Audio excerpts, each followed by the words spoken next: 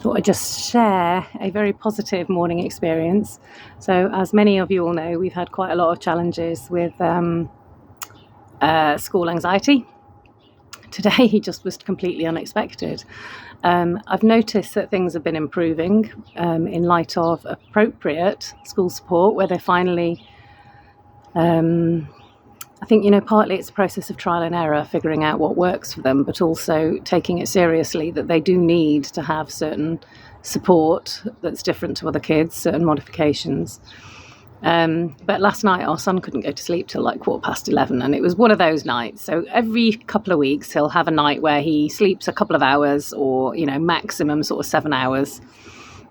And we're always expecting a horrendous day next day, because obviously he hasn't slept and we're really knackered because we haven't got to go to bed till late. It was 11:15, which wasn't too bad in the big scheme of things. And this morning, and I keep meaning to show him the Harry Enfield sketches with the teenagers, can't remember what their names are, but that's what he's like in the mornings. He's like this sloth that I have to drag out of bed. And so it was a little bit slow to start this morning, actually, for both of them. But for the first time in my memory, they were both laughing on the way to school, and it was fine getting them in. And, I haven't experienced that. Certainly not for at least 5 years. And just the peace it brings, the weight it lifts from me, it made me realise how much I carry around every day, and how much energy I psych myself up for over the weekend on a Sunday night to prep myself for a school day. And every morning I psych myself up. It's like I physically muster all my energy, and it takes a lot of energy to do this. I muster my energy in case I need to deal with a bad morning.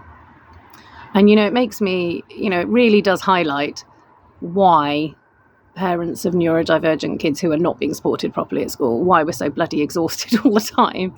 So I am taking a moment. I've already been to the forest, and I'm now sitting in the sunshine. So I'll show you my view. I don't know if you can see whether the sun's too bright. I'm just sitting on my doorstep in the sunshine with my now cold cup of tea, but it's got caffeine. So, yay for that.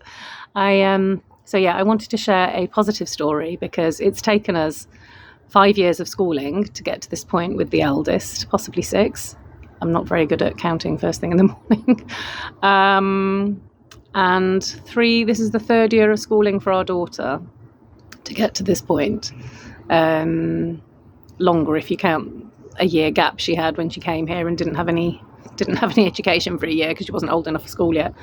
But I feel so lucky, like I really do. And I really want, I want everyone to know that I suppose the way that I cope with life is I've said this before, it's through my belief in transience, that everything changes, everything is temporary.